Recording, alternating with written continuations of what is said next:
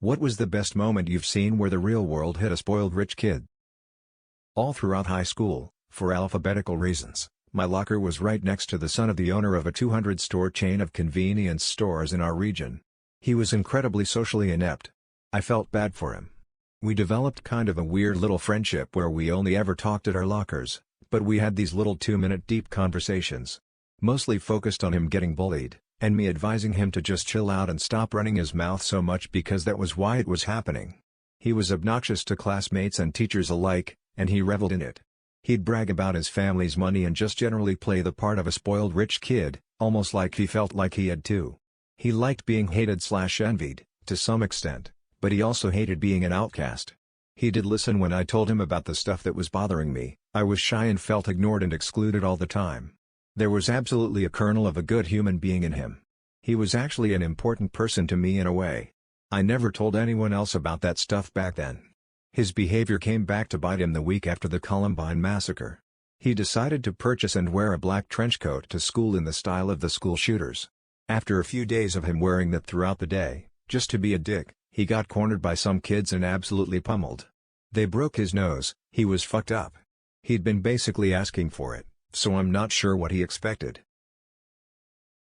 When my family and I traveled to my mom's home country, which is the Philippines. She is the first in her family to come to America. Now I wouldn't say I'm spoiled rich kid, but when I was little I never really wanted for anything. I got to be picky with food, the clothes I wanted, the stuff I wanted, if I complained about it enough. And every time my mom would say when I was your age. But I was little, so this meant swa to me. But, when we took a 2-week vacation to the Philippines when I was 15, 2-ish years ago, 1 week to visit family in Manila, the other to a resort on one of the islands. I wasn't completely oblivious. I knew I was extremely lucky with being in a lower/middle class family, but when I saw how my cousins lived, damn, that really opened my eyes. When they came to the hotel we were staying at, it was the first they saw a pool. It was in the upper class of Manila where all the skyscrapers are. This was one of the many slap across the face moments I had for the first week. The other more prominent ones being seeing their bedroom, which was single bedroom with like 4 beds and 1 window AC unit, seeing the neighborhood they lived in for the first time, and the dinner we had while we there. But, how they lived, that's probably middle class for the Philippines. The gap between the middle class and the upper class is absolutely terrifying there. Man, after that week I felt like I was the luckiest kid in the whole wide world. Sadly, I don't think it hit my brother in the same way. He broke his phone a few months after, and I think it was newest/previous generation of iPhone that we got the spring before the vacation. Tears of disbelief when seeing poverty for the first time. The first day my mission team drove into Tijuana, Mexico. We were high school students and had spent the first few days in LA prepping, and most of the team still had this idea that we would spend 5 days in a poor area, save everyone, and then go home with something amazing for our college applications. Krista was this bitch whose parents were wealthy. All the parties were at her house since they had a pool. Her mom used to buy her 6 or 7 prom dresses and then return the ones she didn't like because it was easier than shopping, and she was a two-faced witch. So we're crammed into this passenger van, and the border crossing into Mexico is fine, but as soon as we get to our neighborhood and Krista sees scrap wood with tarps which make up the homes and children playing half-naked in streets made of dirt, when she realizes that the water coming down from the single bathroom isn't water, when a child happily hands her a gift, his favorite rock, she breaks. She just completely broke down into tears and disbelief because her entire life had been sheltered from the reality of anything but the rich and spoiled. I wish I could say it changed her into a better person, but she remained a spoiled and self-centered bitch until I purposefully lost touch with her family. The real world can hit a rich kid, but they can ignore the pain if they just focus hard enough on the car daddy promised to buy them. I was walking to my car, wondering why my dad was being such a prick and wouldn't give me money to go have fun. And as I was walking, in my clothes which my dad bought for me, wearing my one-a-day contacts that my dad buys every 6 months, I looked at my $14,000 car that I don't pay insurance or maintenance or even gas for, and as I got in, looking at my $300 phone, my life, my privilege, I realized I had become a spoiled prick. All these possessions, and still in my head I was making my dad out to be the enemy. I thought about all the money my dad had invested into my future. He gives and works and toils, and if he could read my mind, he would cry, because all I had were bad thoughts about how shitty my dad was for not giving me what I want. He didn't have to read my mind though, to see me walk in the house every day, pass him by on the sofa, without even a glance, and lock myself in my room. How could it have come to this? I felt truly humbled that day. I went back to the house, and gave my dad a big hug, and then we spent the rest of the day watching TV. What he wanted all along, my company, I could finally give to him, without my mind being in another room. After that day I made an effort to never think bad thoughts about my dad again, and I made an effort to treat him like a friend, and not an inconvenience of my life. That was back when I was 19, now at 25, I just hope I've redeemed myself. Note: didn't use any real names. There's a kid I went to school with, Saul, who has parents in politics. At one point his father was a senator. His family was super rich, but they also extended fully loaded bank accounts to their kids to spend money for whatever, so he was always super cocky. He got along well with guys, didn't try to buy friends or anything, but Saul treated women so poorly. He referred to girls as sex objects and generally talked down to them. He did not respect relationships between other people and considered them doomed to fail at any moment. Enter Alan, my friend who got a very serious girlfriend in high school. Saul was determined to ruin their relationship by wooing this girl with his money and status. The girl seemingly let him win her over, but in reality she was in it with her current boyfriend to get as much of his money as possible. She made him think she was cheating on her boyfriend with him, and this really got Saul off. He never actually slept with her, and at most he got a kiss on the cheek. After 3 months of going on lavish dates to insanely expensive restaurants, doing luxury activities and also buying gifts for her, Saul starts telling her she has to leave my other friend and be with him. Saul now wants to have sex with this girl and outright tells her that's what he wants. Girl tells him to buy her a car and she'll dump Alan's sorry ass. Now in the real world this would never be possible, but since Saul has a maxed out bank account and access to funds in his name, he takes this girl to a BMW dealership and buys her a car. They end up putting the title in her name and he gifts it to her. Within the next week, this girl skips town entirely and my friends and I never saw her again. We have no idea if she went and sold the car or drove away with it and moved somewhere else. She even left her boyfriend.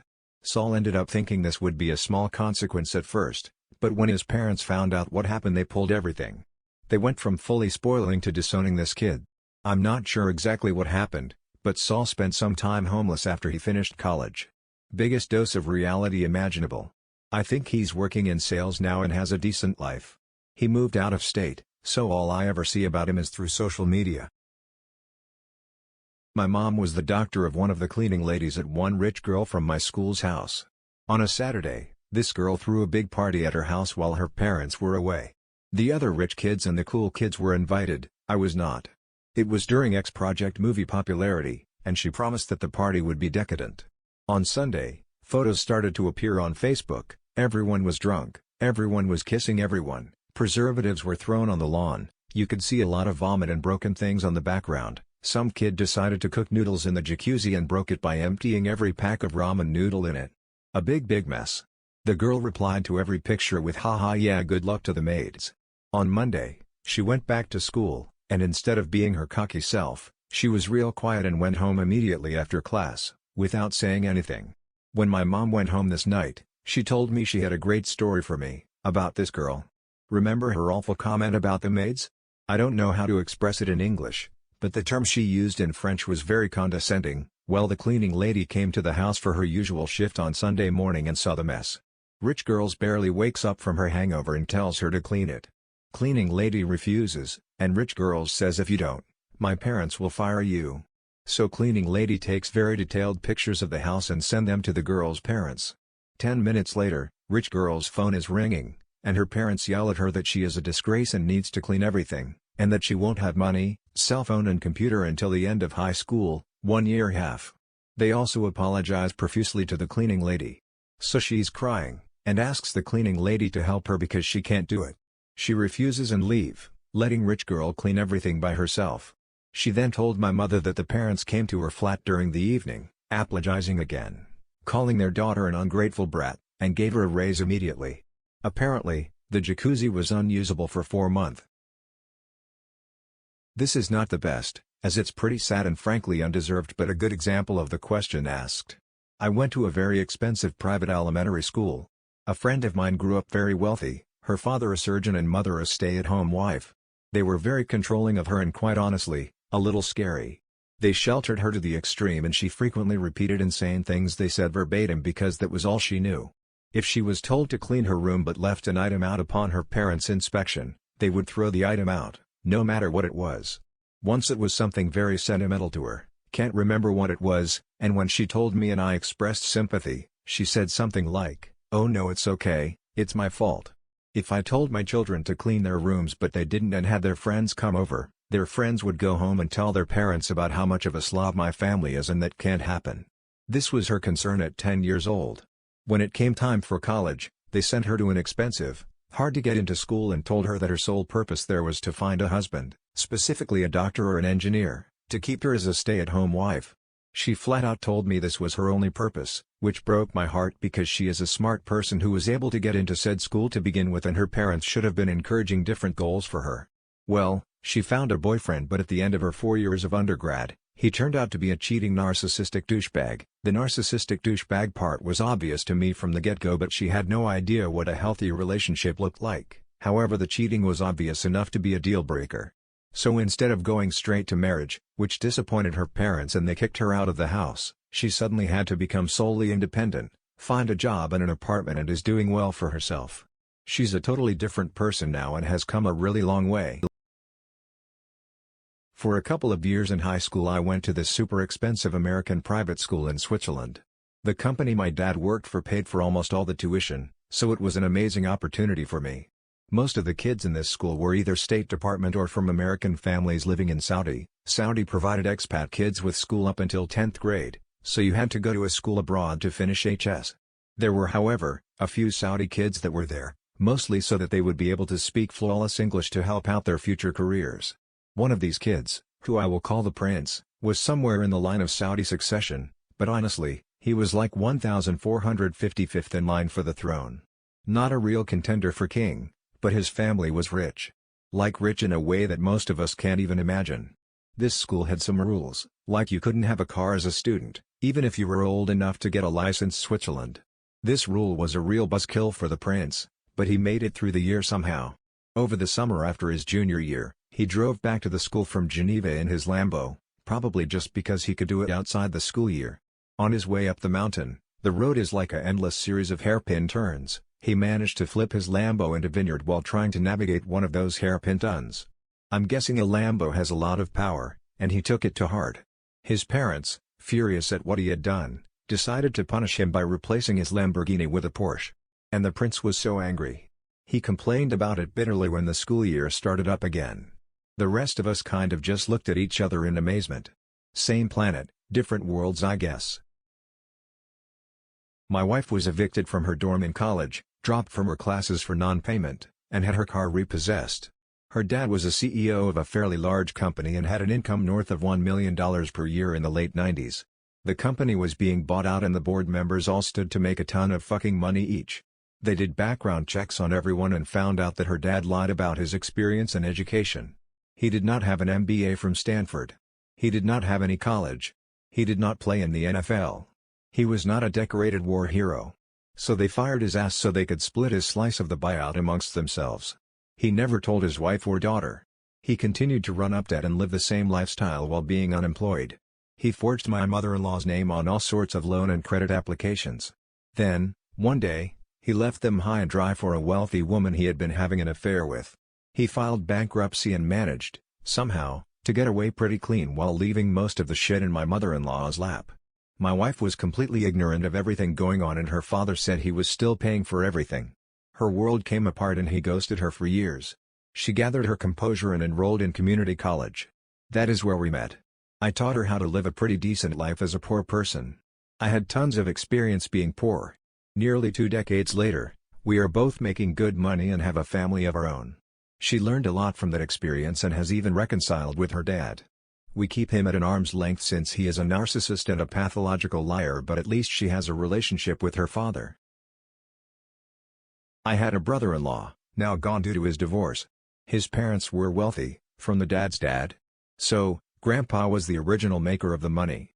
Anyhow, the bro-in-law was a lazy piece of shit with a weak handshake and no ambition except to put an hour or two per week into his own work and act as if that was enough, while his mom and dad funded his passions, and his house, and his car, etc. Keep in mind, this guy is 40-something at the time, and has a prestigious law degree, which he does not use.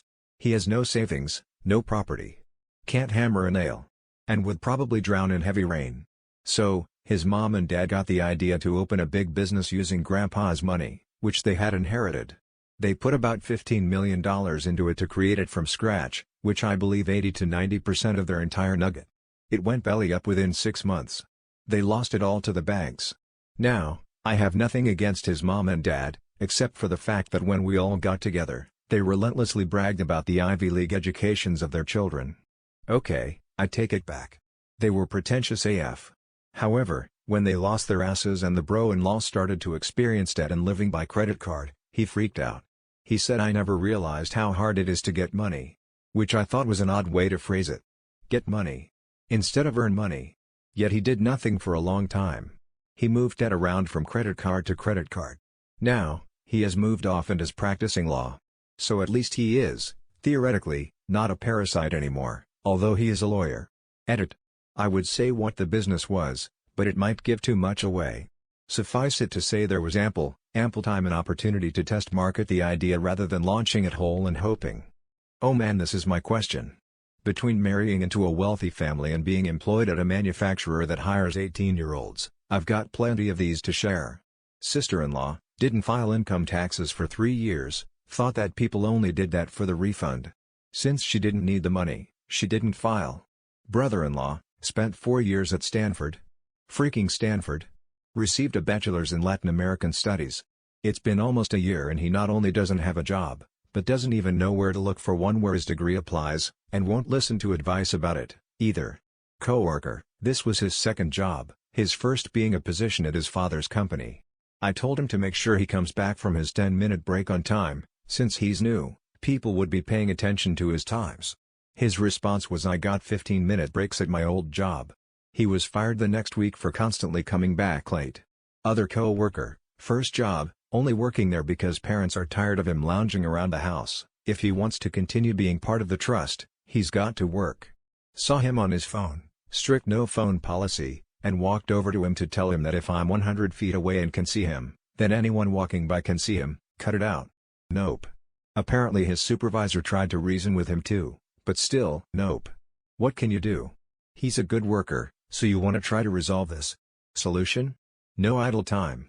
Now he gets to do the work of 2 people instead of coasting by while appeasing the family. I could type these all day.